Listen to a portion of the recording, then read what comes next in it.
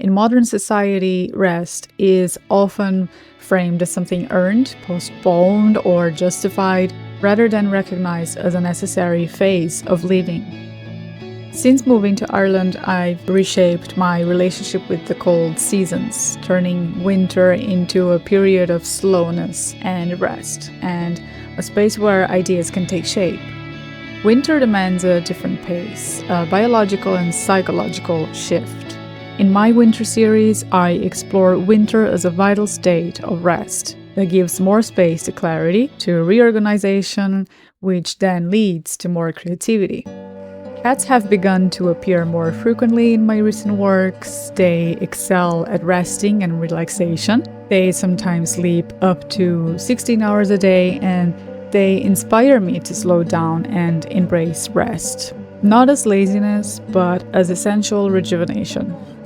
The painting I've been working on for the past weeks depicts a woman at rest in the company of her cat. It captures shared stillness. Both figure and animal inhabit the same rhythm.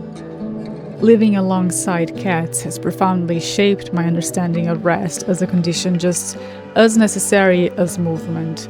Movement is something I associate more with spring and summer. Unlike many pets that demand constant attention, cats are comfortable being near us while remaining in their own little world. And in the painting, the cat isn't merely decorative. Each subject occupies its own inner space, yet neither is alone. And that independence gives me room to be present with myself while still feeling accompanied. One of the things I love most about cats. Their companionship during these quiet months when energy is low becomes especially meaningful. They are masters of stillness. They can sit motionless for minutes, observing the world with focused attention. And when I sit beside my cats, calmly watching the world go by, just like them, I often adapt the same stillness, nearly turning that moment into a shared meditation. And these small interactions reinforce our brains that it is okay to slow down. Cats are fiercely independent and teach us the importance of self-care, setting boundaries, and not being overly concerned with pleasing others. Their quiet, steady, non-judgmental presence allows deep concentration and mental stillness, and it's all very essential for creative work. To me, they are the description of both independence and domestic life. They are more than pets. They are sources of comfort and creative inspiration. The setting of this piece is our living room with a window opening onto a quiet garden. Nothing dramatic is happening, and that is the point. The scene intentionally reinforces a state where nothing appears to happen, yet everything is essentially reorganizing beneath the surface. Physical stillness often coincides with deep imaginative activity. The body rests while the mind works. The garden beyond the window is also not active.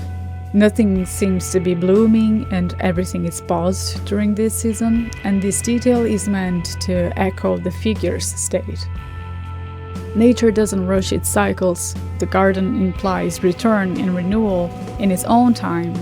There is no urgency to bloom when conditions aren't right, and humans, in my opinion, should adopt the same patience.